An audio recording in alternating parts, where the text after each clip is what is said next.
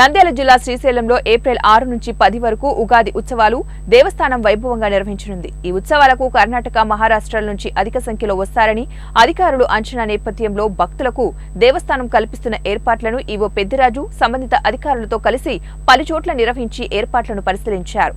యాంపీ theatre, Mallamma కన్నీరు, ఉద్యానవనాలు, parking ప్రదేశాలు, వలయ రహదారి మొదలైన వాటిని పరిశీలించారు। భక్తులకు ఎలాంటి అసౌకర్యం కలగకుండా ముందస్తు జాగ్రత్తలు తీసుకోవాలన్నారు।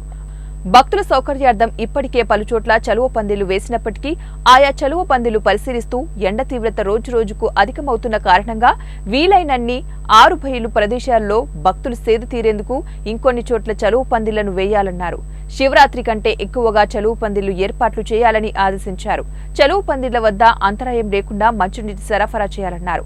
మంచినీటికి ట్యాంకర్లనే కాకుండా వాటర్ ప్యాకెట్ల రూపంలో కూడా అందించాలని సూచించారు। ఉత్సవాల సమయంలో క్షేత్ర పరిధిలో పారిశుద్ధ్యంపై ప్రత్యేక దృష్టి పెట్టాలని అధికారులకు ఆదేశించారు।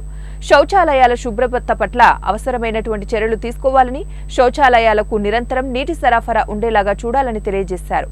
యజ్ఞవాటిక వద్ద గల పార్కింగ్ ప్రదేశంలో బస్సులు నిలిపేందుకు రీజియన్లు, డివిజన్ల వారీగా సూచిక బోర్డులను ఏర్పాటు చేయాలన్నారు।